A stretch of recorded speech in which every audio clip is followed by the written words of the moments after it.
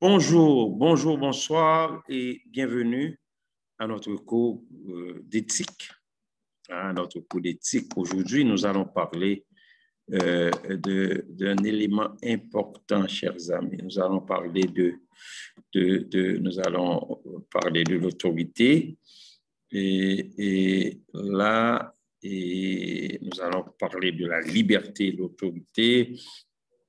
Vu que c'est un élément vraiment important. On va continuer à parler de l'autorité parce que si vous voulez parler de l'éthique, il faut voir l'autorité, il faut voir le pouvoir dans les organisations, comment l'autorité qui est un droit de commander, comment on utilise ce droit que nous avons de commander et aussi le pouvoir, la capacité que nous avons à faire des choses. Et là, aujourd'hui, nous allons continuer à parler de la liberté et l'autorité. L'autorité impose l'obéissance. L'obéissance, ça, c'est un fait. Parce que c'est par définition que je vous dis tout ça. Pourquoi? Parce que lorsqu'on impose à quelqu'un notre autorité, lorsqu'on impose notre autorité, l'autorité, c'est un pouvoir aussi, un pouvoir légitime que nous avons. Ça va à l'encontre des libertés.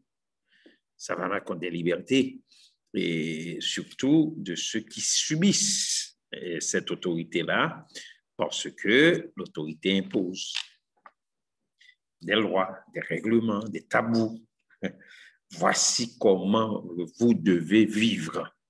L'autorité impose ce genre de choses. Et en cas d'infraction, l'autorité ou d'irrespect de ces lois, l'autorité sermonne. On est en train de sermonner, ça veut dire, c'est comme prêcher quelqu'un, on est en train de lui dire non, c'est pas ça. Vous ne pouvez pas faire ça. L'autorité sanctionne aussi. L'autorité sévit. L'autorité, des fois, opprime. Et là, l'autorité peut même détruire les libertés et les responsabilités de chacun. OK? Donc, c'est pour cette raison on vit dans une époque où les gens sont quand même devenus allergiques. Les gens n'aiment pas cette affaire. Alors, ce n'est pas l'autorité que les gens n'aiment pas, c'est plutôt l'autoritarisme. Okay? L'autoritarisme, c'est-à-dire lorsqu'on utilise son autorité de façon abusive.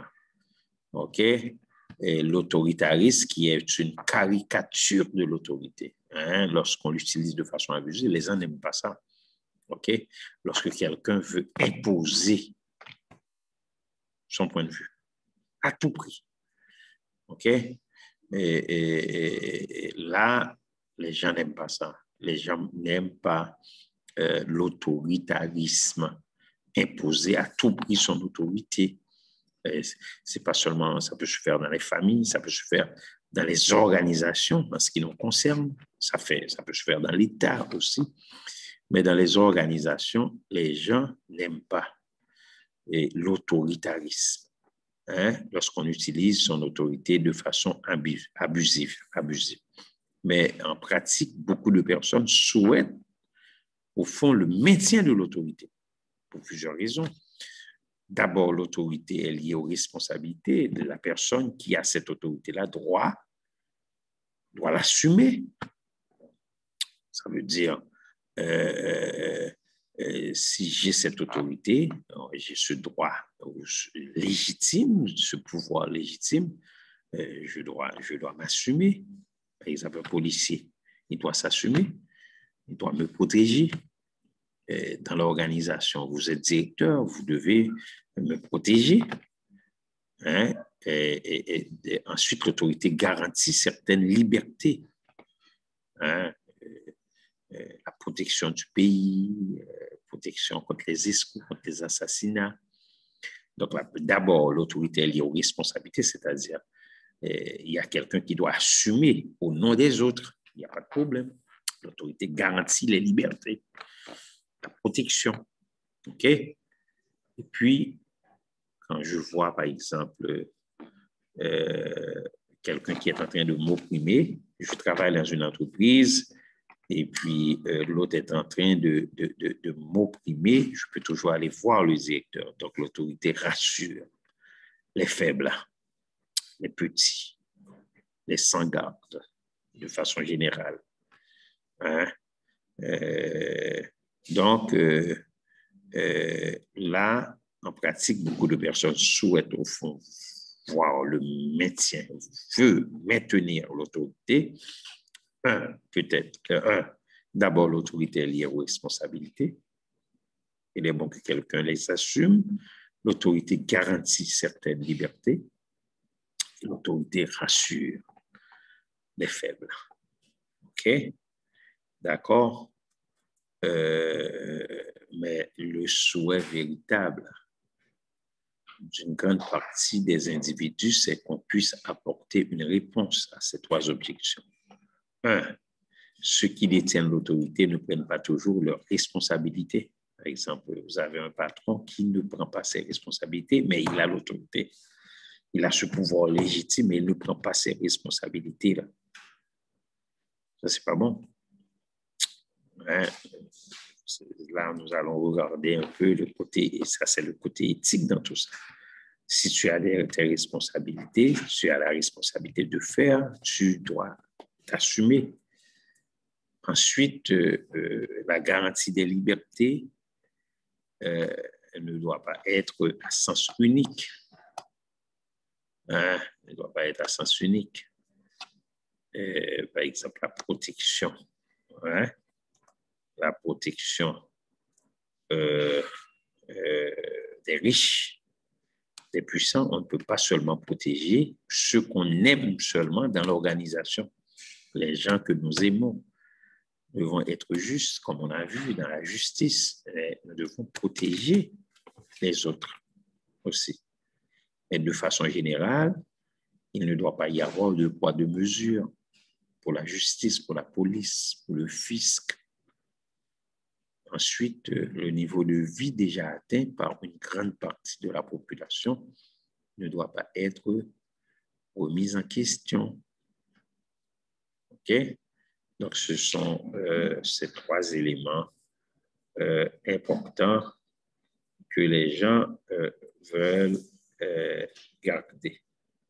Donc, en ce qui a trait à la liberté et l'autorité, Nietzsche, qui est un philosophe allemand qui était très contestataire, qui a contesté presque tout, là, mais qui est un athée aussi. Hein.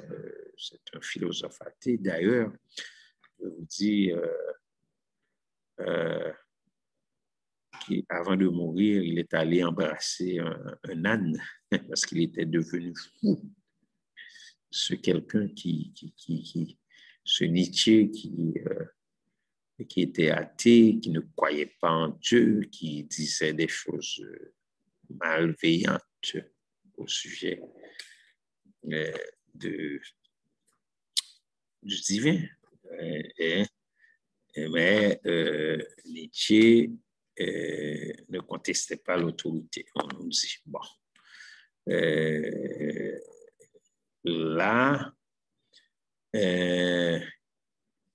il parle, il dénonçait avec violence nos sociétés de mascarade. Il a dit l'ecclésio, qui est quand même un jeune, bon, il n'est plus jeune là, mais il était un auteur français, un philosophe français, et ce qu'il a dit, et c'est important de savoir ce qu'il a dit un jour, ils tomberont, les masques. Hein?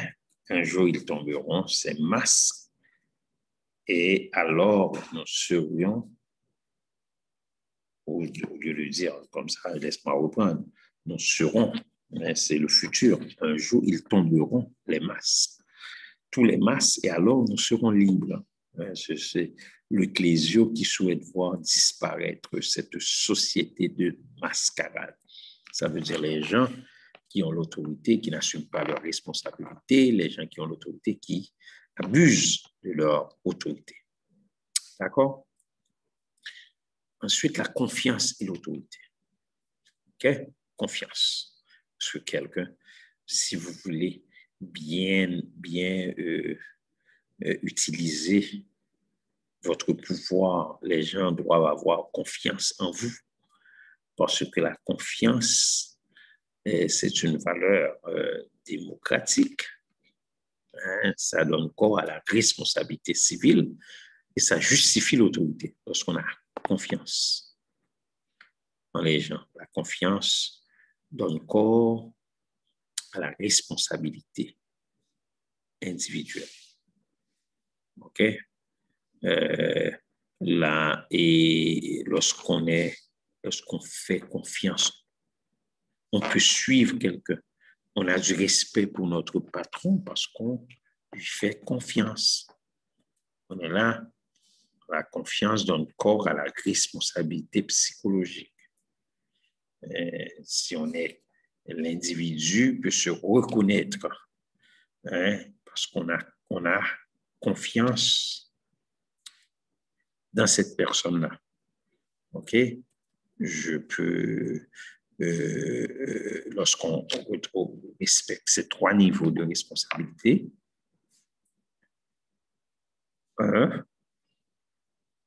et l'autorité devient légitime. OK? Donc, vous voyez, ici, c'est important. Je retourne parce que c'est la confiance, la confiance en moi et en les autres. Ensuite, il y a la confiance qui donne corps à la responsabilité morale. Il n'y a pas de pression. Je crois que cette personne-là, c'est une personne qui est véridique, c'est une personne qui respecte les choses. Et puis, j'ai confiance en lui. OK? Ensuite, la confiance donne corps à la responsabilité psychologique. J'ai confiance en cette personne-là, psychologiquement. L'individu peut se reconnaître identique à lui-même. Donc, lorsqu'on respecte ces 3 éléments-là, hein, ces 3 niveaux de responsabilité, l'autorité devient légitime. Hein? Et là, l'autorité est faite de celui qui est en train de l'exercer, il devient un modèle à imiter. OK? Il devient un modèle. D'accord? L'autorité n'est plus ressentie comme une contrainte, mais comme une nécessité utile à ceux auxquels elle s'adresse. OK? C'est partout. Dans la vie familiale, dans la vie scolaire, dans la vie professionnelle, l'autorité sert de modèle. Lorsque quelqu'un est en train, quelqu'un croit dans ce que vous faites, quelqu'un vous respecte, hein, la personne va vous suivre de façon naturelle. L'autorité devient un modèle. D'accord? Donc, l'authenticité et l'autorité. L'autorité doit aussi être authentique, chers amis. Hein? L'authenticité est essentielle dans la pratique de l'autorité. La véracité, la sincérité. Si nous éprouvons des difficultés dans notre relation au monde, et si nous sommes conscients que ces difficultés sont aussi celles des autres, hein, alors notre réflexion et notre perception peuvent changer. On a des difficultés, les autres aussi ont des difficultés. Il faut nous regarder à travers les autres. Il faut que nous soyons authentiques, pas les bluffeurs, hein, authentiques dans notre façon de gérer notre autorité. OK? Et on exprime notre autorité de façon authentique, notre volonté de changement, par une implication personnelle qui confirme notre amour pour les autres, notre bienveillance, notre disponibilité à écouter les autres et à les entendre. OK? Donc, Donc, les autres vont percevoir en nous une nouvelle façon d'être parce que nous allons être authentiques. OK? Et donc, l'essentiel, c'est d'être authentique, c'est d'être vrai dans ce que nous faisons. Et les gens vont nous écouter. Hein? Et avec cette nouvelle façon de faire, les gens vont nous suivre en tant que dirigeants de l'entreprise. C'est le côté éthique. En tant que dirigeants, nous voulons que les autres nous suivent, mais de façon volontaire, pas en les abusant psychologiquement, hein, ou physiquement. OK?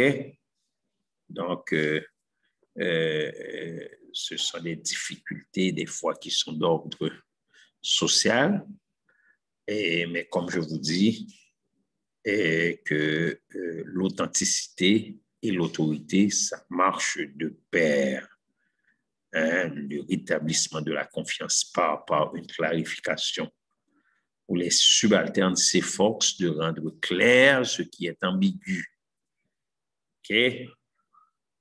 Donc, c'est cette désir, cette bienveillance de pouvoir agir, hein, avec cette confiance. On est là, hein, là, et on regarde les autres en fonction de nous-mêmes. OK? Donc, c'est la relation entre moi-même et les autres. Donc,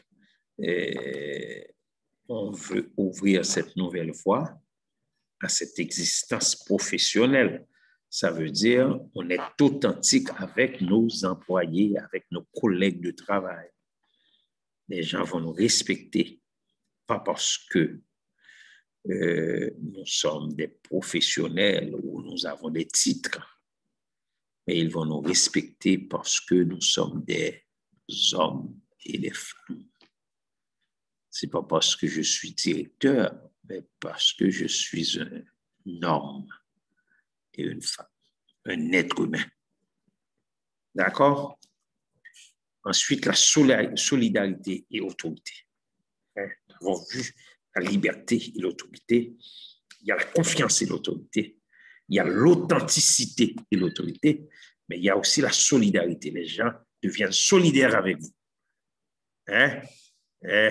L'authenticité amène la confiance. Hein? La confiance est de l'ordre de l'affectivité.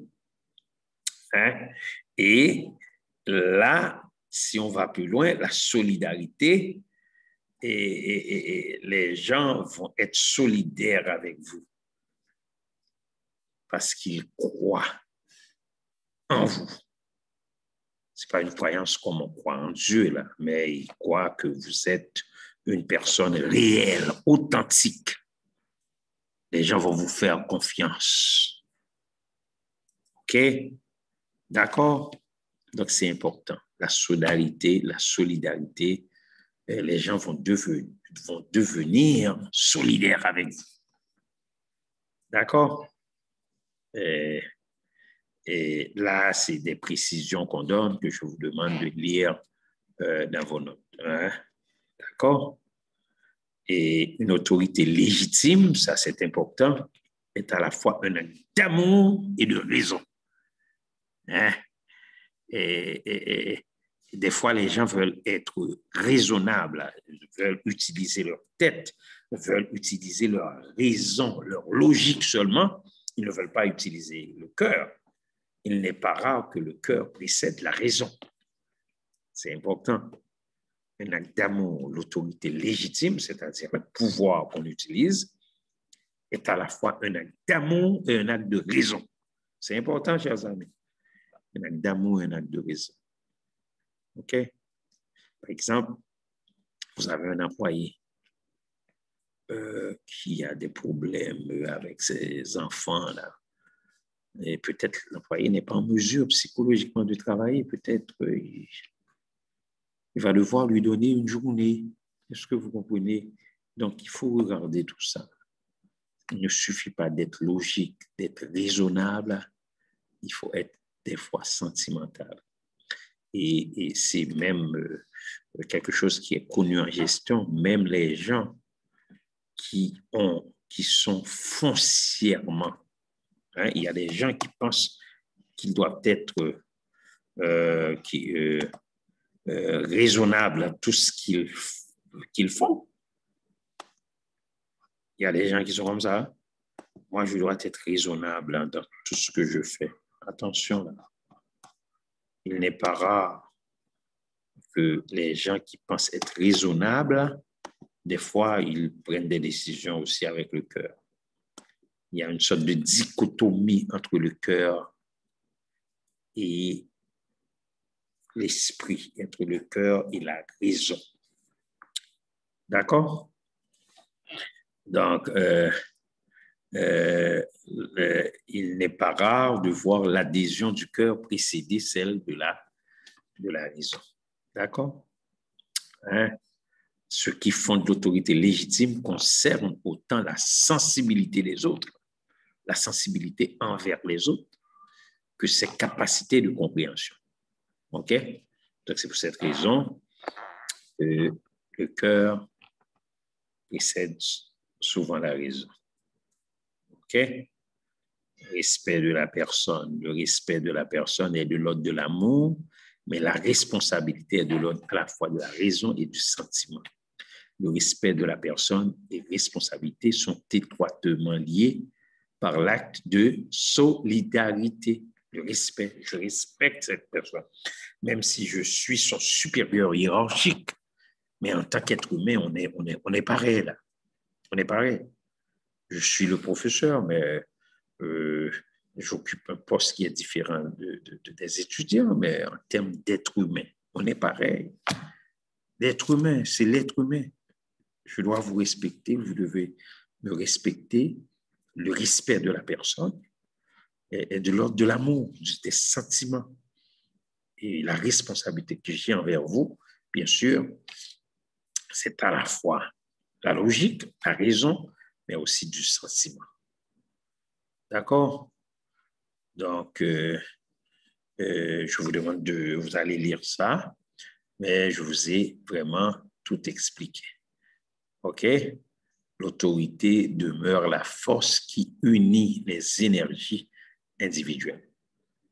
OK? L'autorité, c'est une bonne chose. L'autoritarisme, c'est pas bon. Utiliser son autorité de façon abusive. Maintenant, voyons les fonctions de l'autorité. OK? Deux fonctions principales. L'autorité sécurise, l'autorité incite.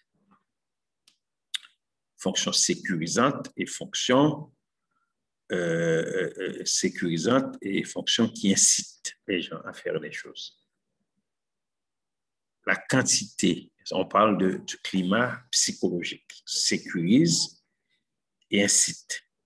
Donc, une personne qui détient le pouvoir doit être consciente que ça doit sécuriser les autres, ça doit inciter les autres à agir, l'efficacité. Vous avez des employés, si les employés se sentent en sécurité, ces gens-là vont produire beaucoup plus, vont produire mieux. Mais là, l'autorité doit réduire les tensions, les angoisses. En un mot, l'autorité doit être sécurisante, doit rassurer les autres. Elle doit répondre aux besoins d'aller plus vite, plus loin, et de progresser. Elle doit avoir pour effet d'inciter au dépassement de soi, ce qu'on appelle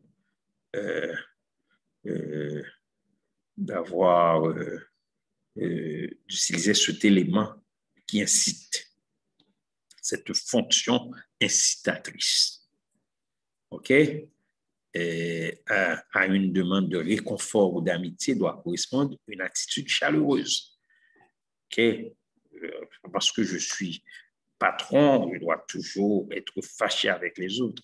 À une demande de progrès doit correspondre à une attitude libératrice d'énergie. Donc, les gens vont travailler, ils vont se sentir. C'est la joie dans le travail et le travail dans la joie. OK? D'accord? Ça va vous tout le monde? Merci beaucoup. Ce fut un privilège de vous avoir. On a vu l'autorité, l'authenticité, l'autorité libère, la liberté, donc la confiance. Ça incite les gens à travailler. Lorsque les gens ont confiance en vous, ils deviennent solidaires.